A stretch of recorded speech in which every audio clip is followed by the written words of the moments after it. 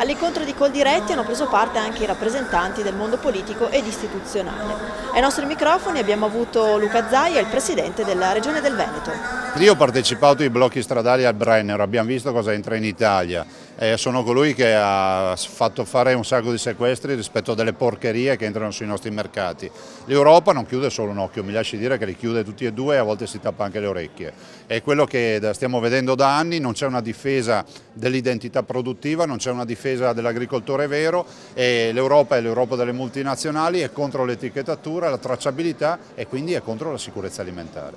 Il governatore del Veneto risponde anche sull'ipotesi di trivellazioni in Alto Adriatico per lo sfruttamento di idrocarburi, questione di cui si è discusso negli ultimi tempi. Io sono contrario, non sono contrario alle opere pubbliche, ma sono contrario all'estrazione del petrolio nel Nord Adriatico. Sbagliano quelli che paragonano il nostro Nord Adriatico ai mari del Nord. È come paragonare una pozzanghera con un oceano. E i problemi che avremo saranno problemi grandi, sono problemi di inquinamento, problemi ambientali in un territorio nel quale si fa turismo. Il Veneto ha un'industria turistica che fattura 17 miliardi di euro e ospita circa 32 milioni di presenze turistiche sulle spiagge del Veneto.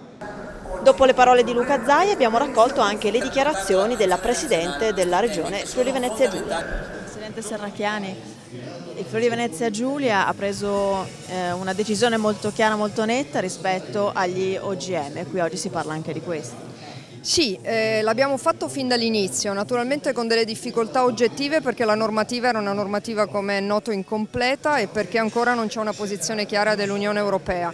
Noi siamo intervenuti dapprima sul regolamento di coesistenza che comunque era già presente in Regione per creare le condizioni di, come dire, complicare molto la piantumazione di OGM. Siamo arrivati poi ad una legge regionale che vieta la coltivazione e adesso è anche supportata dalla conferma, dopo aver respinto il ricorso davanti al TAR di un coltivatore, siamo supportati anche dalla norma nazionale, che però non basta perché non contiene sanzioni sufficienti per impedire, una volta fatta la piantumazione, la distruzione del campo.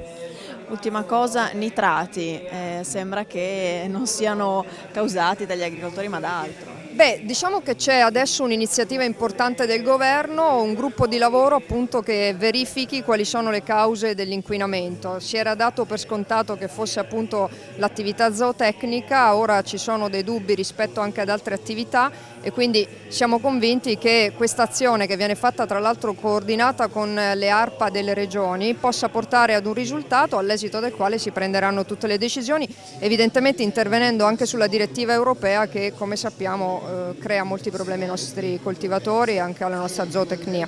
Grazie a Deborah Serracchiani, Presidente della Regione Friuli Venezia Giulia.